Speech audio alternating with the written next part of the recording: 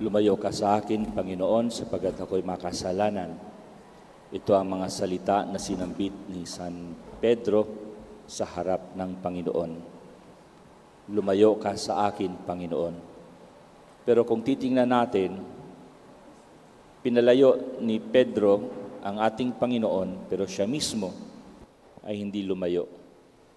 Sa halip siya'y lumapit at nagpatira pa. Itong movement, yung kilos ni Pedro is typical sa kaniyang mga kilos sa buong ebanghelyo.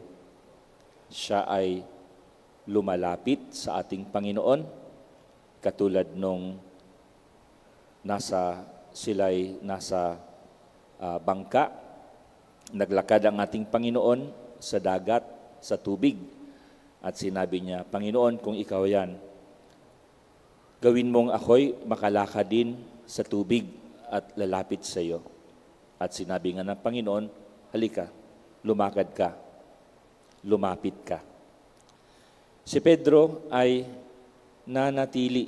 Kahit nung panahon na itinatwa niya ang Panginoon, siya ay nanatili. Hindi siya umalis. Andyan pa rin siya, malapit lang sa Panginoon, kahit itinatwa niya ang Panginoon.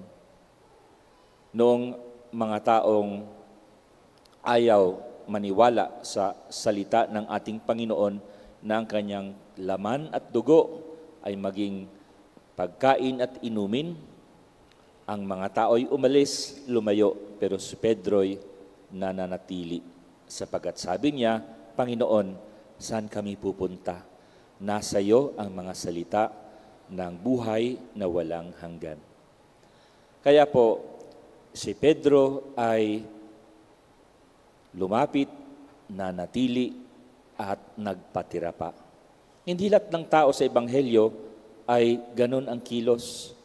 May mga taong lumayo, katulad nung binatang mayaman, nang nalaman niyang may kulang siya, sapagkat hindi niya maiwanan ang kanyang kayamanan, siya'y lumayo. Katulad ng mga taong ayaw maniwala sa mga salita ng Panginoon na ang katawan at dugo ay maging kakanin at inumin, sila'y lumayo. At isa na doon, si Judas ang siyang lumayo sapagkat nagkanulo sa ating Panginoon. Pero hindi si Pedro. Si Pedro ay nanatili, siya'y lumapit, siya'y nagpatira pa. Ito rin ang katangian ng bawat mabuting pari. Wala naman talagang paring talagang mabuti, sapagkat lahat ng pari ay makasalanan. Pati na rin mga obispo. Pero, lumapit, nanatili, nagpatira pa.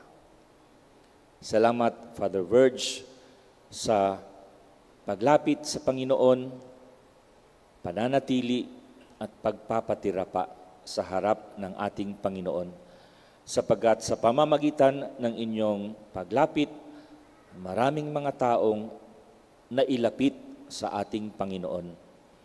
Mga taong pinaglilingkuran mo sa mga parokyang pinagdaanan mo.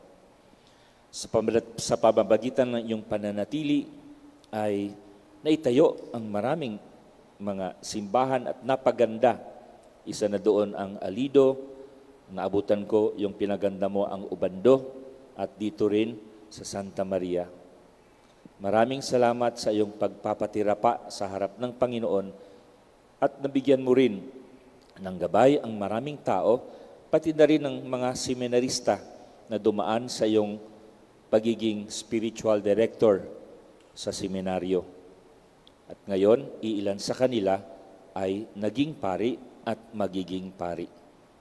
Salamat sa paglapit, pananatili, at pagpapatira pa sa harap ng Panginoon.